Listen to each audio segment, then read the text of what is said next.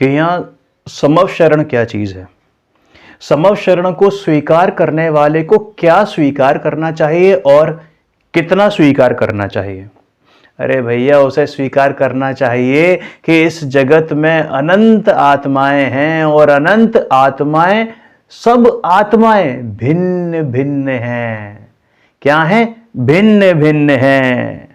अरे आत्मा अनादि से ही अपने स्वभाव का भान भूलकर चार गतियों में परिभ्रमण करता रहा था, लेकिन फिर आत्मा का यथार्थ भान किया, लेकिन पूर्ण वीतरागता नहीं हुई, तो वहां से क्या हुआ कि थोड़ा सा राग रहा और उस राग में किसी जीव को ऐसा शुभ भाव आया कि तीर्थंकर प्रकृति का बंध हो।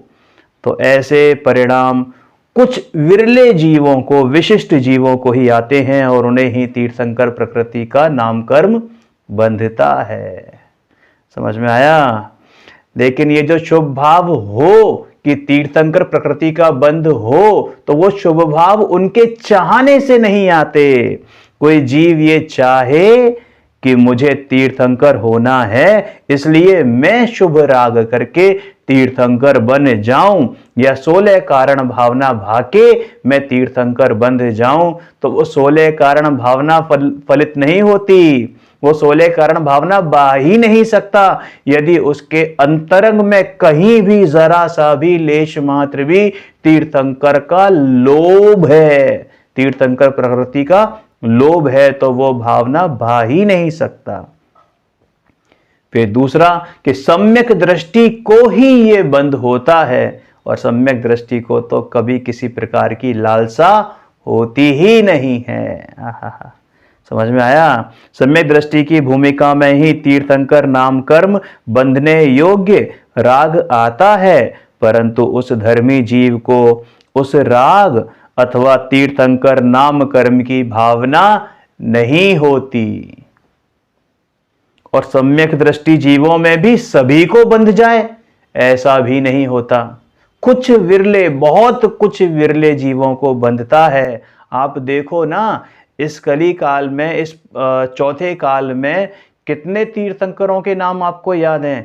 कि याद क्या, 24 ही होते हैं, 24 के ही याद होंगे, 25वां कोई नहीं मिलेगा। लेकिन भगवान कितने हुए? कि भगवान तो असंख्यात हुए, और पूरे विश्व की बात करें तो अनंत भगवान हुए हैं अभी तक। अब इसका कारण क्या है कि सभी सम्यक दृष्टि जीवों को ये तीर्थंकर नाम कर्म का उदय व तीर्थंकर नाम कर्म की प्रकृति क्यों नहीं बंधती? इसका सबसे बड़ा कारण है कि सभी जीवों को राग एक समान नहीं होता, घटता बढ़ता रहता है, किसी को कुछ, किसी को कुछ। समझ में आया? ये राग एक्चुअल में है क्या कि आत्मा की विपरीत अवस्था है, यानी कि चारित्र गुण की विकारी पर्याय है। स्वभाव के भान की भूमिका में भी जब तक वीतरागता ना हो तब तक राग होता है, लेकिन उसमें तीर्थंकर नाम कर्म बंधने योग्य राग तो कुछ विरले ही, अमुक अमुक जीवों को ही, वो भी सम्यक दृष्टि जीवों को ही होता है। क्योंकि स्वभाव का भान है तो ऑब्वियसली कि वहां पर सम्यक दृष्टि जीव ही होंगे, है ना। और उसके बाद फिर वो जीव अपने उस रागांश का भी अभाव करके, वीतरागता प्रकट करके सर्वज्ञ होता है, तभी उसे तीर्थंकर नाम कर्म की प्रकृति का उदय शुरू होता है। समझ में आया? उस समय इंद्र आकर उन तीर्थंकरों के दैविक, दैविक यानी कि देवों पुनीत समवशरण की रचना करते हैं। हालांकि अभी भरत क्षेत्र में ऐसा समवशरण नहीं है, लेकिन जब यहाँ भगवान महावीर विराजमान थे तब समवशरण था और देव आकर भगवान की सेवा करते थे। अभी महाविदेह क्षेत्र में सीमंदर परमात्मा तीर्थंकर के रूप में विद्यमान हैं, विराजमान हैं, तो उनके ऐसा समवशरण है। और यहाँ पर भी कुछ मंदिरों में उनके उसी समवशरण की कॉपी कह लीजिए, यानी कि स्थापना की गई है।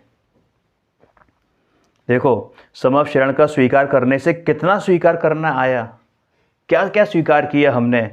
सबसे पहले नंबर 1 आत्मा है, और वह एक ही नहीं अपितु भिन्न भिन्न आत्माएं हैं, अनंत अनंत आत्माएं हैं।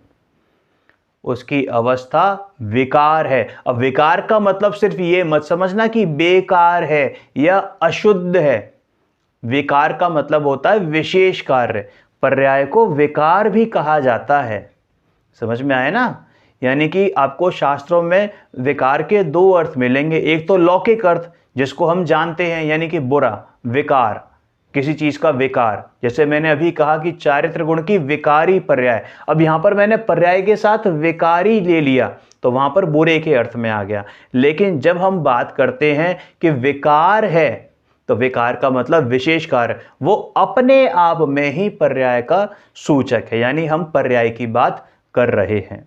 उसकी अवस्था में विकार है। उस विकार के निमित्त से कर्म बंधते हैं, यानी जगत में अजीव तत्व भी है। कैसे? क्योंकि जब कर्म बनते हैं तो कर्म तो पुद्गल है, यानी अजीव है। समझ में आया? और तीर्थंकर नाम कर्म अमुक जीव को ही बंधता है, सबको नहीं बंधता, अर्थात जीवों के परिणामों की विचित्रता है।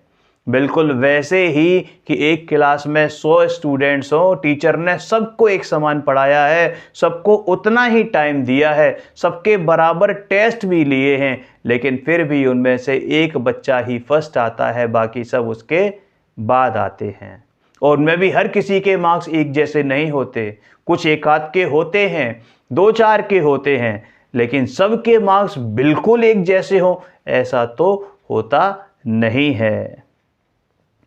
राग का अभाव होकर सर्वज्ञ दशा प्रकट होती है और उस दशा में तीर्थंकर के समव शरण होता है।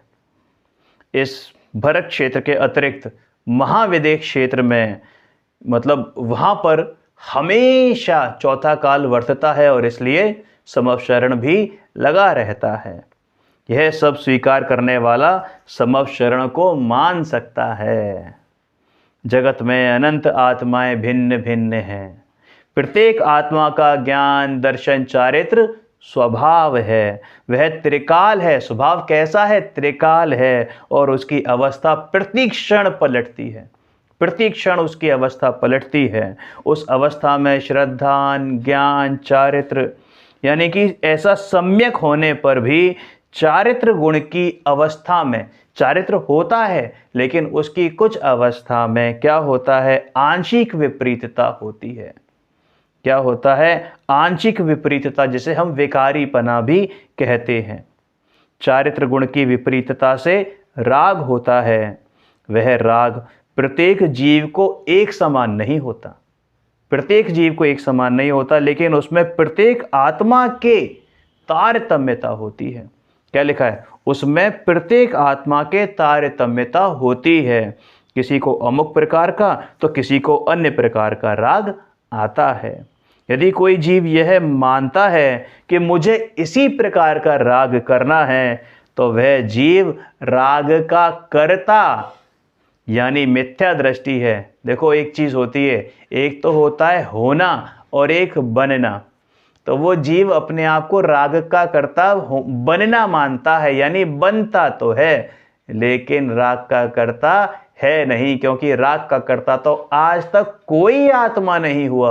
और यदि राग का कर्ता कोई हो तो अभी के अभी उस राग को सिर्फ एक अंतर मुहूर्त के लिए रोक के दिखा दे, उसका अभाव करके दिखा दे, अभी के अभी उसको केवल ज्ञान प्रकट हो जाएगा।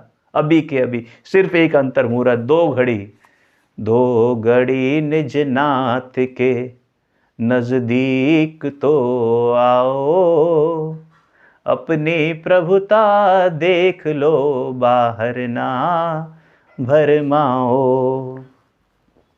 मैं ज्ञान मूर्ति भगवान आत्मा हूँ, ज्ञायक एक भाव हूँ, एक ज्ञायक भाव हूँ। अरे राग का अंश भी मेरा स्वरूप नहीं है। इस प्रकार जिसे इस भगवान आत्मा का भान हुआ, जिस प्रकार जिसे भी इस भगवान आत्मा का भान हुआ, लेकिन अभी चूंकि पूर्ण वीतरागता प्रकट नहीं हुई है, तो उन जीवों में जो जीव तीर्थंकर होने योग्य हो, योग्यता की बात आ गई। क्या आ गई? योग्यता। अपनी जिनकी कैपेसिटी है तीर्थंकर होने की। भैया हर कोई उसेन बोल्ट नहीं होता, हर कोई तेंदुलकर नहीं होता, हर कोई विराट नहीं होता, हर कोई मैसी नहीं होता, हर कोई रोनाल्डो नहीं होता। अपनी अपनी कैपेसिटी होती है। आप मछली से कहो कि तू उड़ के दिखा दे तो नहीं होता। समझ में आ गई ना बात? बट फिर भी उसका नेचर नहीं है। समझ में आ गई? तो भैया जो तीर्थंकर होने योग्य जीव हैं, उन्हीं को तीर्थंकर कर्म प्रकृति बंधती है, और उन्हीं को वैसे ही परिणाम आते हैं। 16 कारण भावना भी वे ही भा पाते हैं। देखो, अंदर में राग रहित स्वभाव का भाव होने पर भी, क्या बोला कि राग रहित स्वभाव का भाव होने पर भी पर्याय में चारित्र की कमजोरी से राग, और उसमें भी जिसके फल में तीर्थंकर नाम कर्म बंधे, उस जाति का राग, उस राग के निमित्त से तीर्थंकर प्रकृति रूप परिणमित होने की योग्यता वाले परमाणु और उनके फल में समव शरण की रचना, आत्मा की पूर्ण वीतराग दशा में भी समव शरण की विभूति का संयोग, अरे यह सब मानने वाला ही यथार्थ रूप से समव शरण का स्वीकार कर सकता है। किसको बंधती है? तीर्थंकर प्रकृति किसको बंधती है? अरे जिसे राग का आदर ना हो, आदर का मतलब क्या? रेस्पेक्ट। राग जिसको प्रिय ना हो, राग से जो अपने आप को सर्वथा भिन्न मानता हो, उसे, और उस प्रकृति का फल कब आता है? कि जब उस राग का अभाव हो जाता है और पूर्ण वीतरागता प्रकट होती है, यानी सर्वज्ञ हितोपदेशी और वीतरागी। ऐसे प्रभु को तीर्थंकर प्रकृति का बंध तो निचली दशा में धर्मी को होता है। राजा श्रेणी को बंधा ना चौथे गुण स्थान में। मनुष्य तो थे, सामान्य मनुष्य, उनको हुआ, परंतु उनका उदय 13वें गुण स्थान में ही आता है। जिस राग से तीर्थंकर प्रकृति बंधती है, उस राग का अभाव होने के बाद ही उसका उदय आता है। मतलब समझे बात, कि जिस राग से प्रकृति बंधी, उसका अभाव होगा तभी उसका उदय आएगा। यानी वो राग भी आदरणीय नहीं है, वो तीर्थंकर प्रकृति भी आदरणीय नहीं है, उसका बंध भी आदरणीय नहीं है, क्योंकि वो संसार का कारण है। जब तक उसका उदय चलेगा, तीर्थंकर मोक्ष नहीं जा सकते, सिद्ध नहीं बन सकते। जब तक वो उदय चलेगा, तब तक तीर्थंकर सिद्ध नहीं बन सकते। देखो तो विचित्रता, देखो तो विचित्रता। जिस तीर्थंकर प्रकृति का उदय उनको चल रहा है, पूरा जगत उनको पूज रहा है, उनका समव शरण लगा हुआ है, लेकिन जब तक वो समव शरण उनके साथ रहेगा, जब तक उनको वो तीर्थंकर प्रकृति का उदय उनको रहेगा, वो सिद्ध दशा प्राप्त नहीं कर सकते। संसार बड़ा है, तभी तो स्वयं तीर्थंकर के मुख से ये आता है, क्या कि ये तीर्थंकर प्रकृति भी हे है। मत सोच कि तीर्थंकर बनना है। अगर तू तो ये सोच कि मुझे तो अपने ज्ञायक भगवान आत्मा का दर्शन करना है, मतलब निज दर्शन करना है, क्योंकि तू स्वयं ही तो भगवान आत्मा है, तू स्वयं ही तो ज्ञायक है। समझ में आया? जिसे पुण्य सामग्री के भोग की इच्छा है, उसे पुण्य सामग्री की पूर्णता नहीं होती।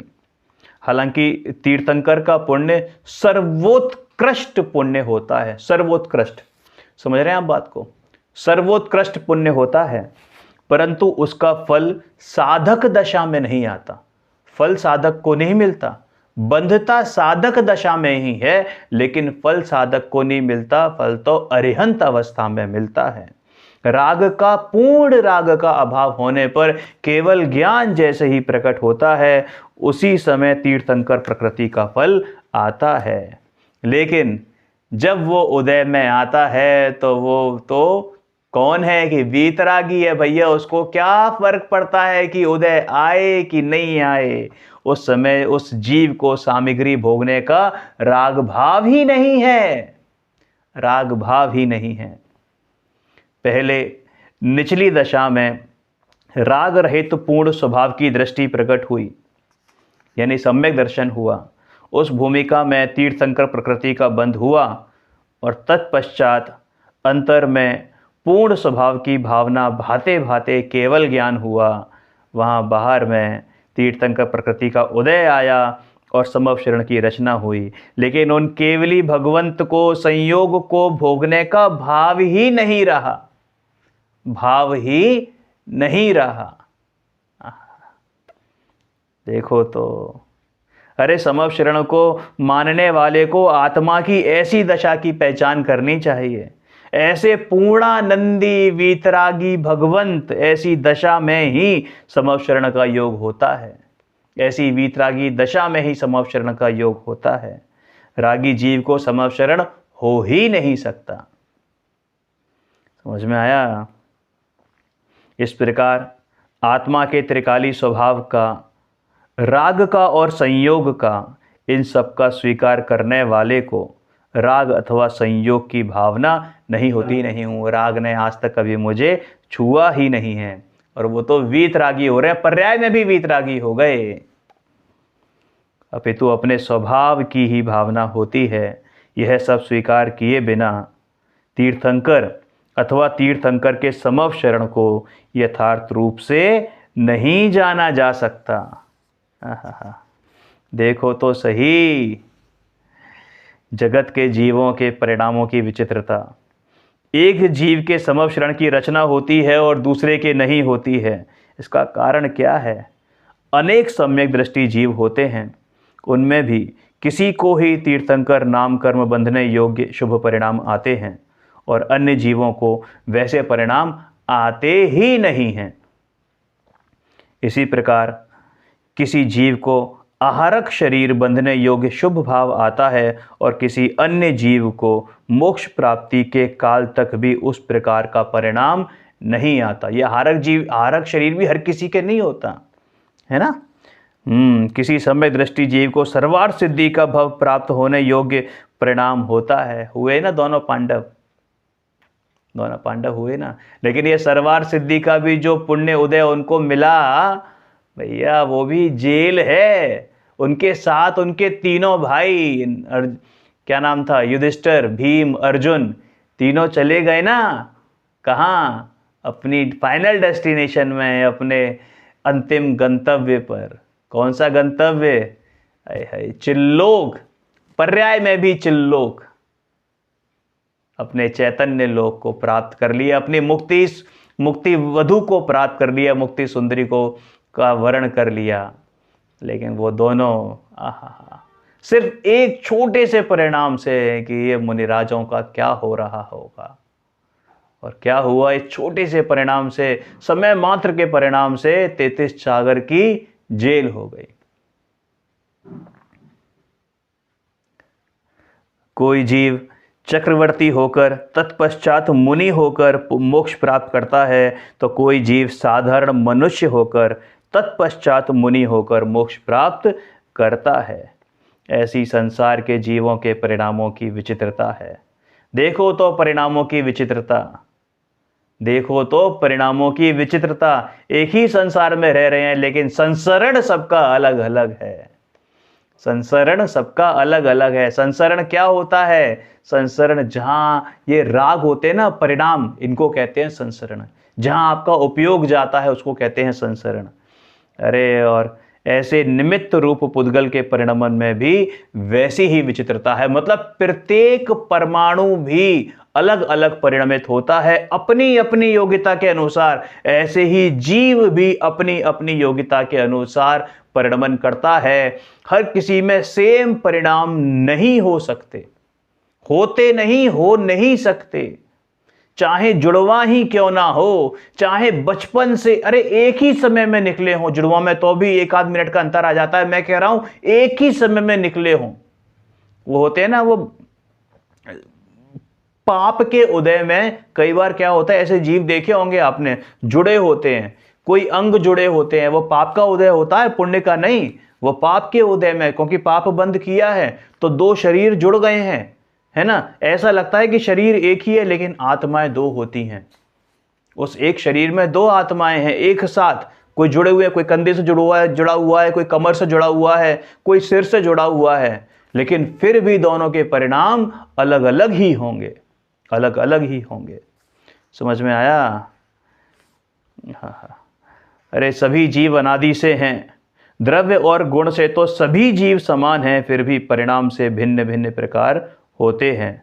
कारण क्या है? कोई कारण नहीं है, संसार में परिणामों की ऐसी ही विचित्रता है। धर्मी जीव अपने त्रिकाल एक रूप स्वभाव की दृष्टि पूर्वक संसार की इस विचित्रता का विचार करता है। देखो, परिणामों की विचित्रता के बारे में बात करें और स्वभाव की बात करें तो आप पाओगे कि भैया परिणाम तो अनस्टेबल हैं। तभी तो कहते हैं परिणामों की तरफ दृष्टि मत कर, उस एक स्थिर स्वभाव की तरफ, जो स्टेबल तेरा स्वभाव है उसकी तरफ दृष्टि कर। उस स्वभाव दृष्टि करेगा तो ये परिणाम भी अपने इस, जो कहते हैं ना कि जो अशुद्ध परिणाम है, अशुद्ध परिणाम, वो भी क्या हो जाएंगे, पर्याय में शुद्धता को प्राप्त होंगे, और पर्याय में वीतरागता का क्या होगा, प्रकटपना होगा। समझ में आया?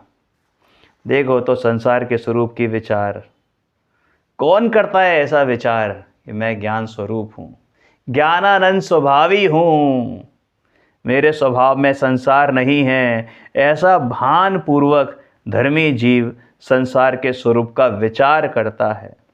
अरे जैसे संसार रहित स्वभाव की दृष्टि प्रकट नहीं हुई है, उसे संसार के स्वरूप का यथार्थ विचार ही नहीं होता। समझ में आया?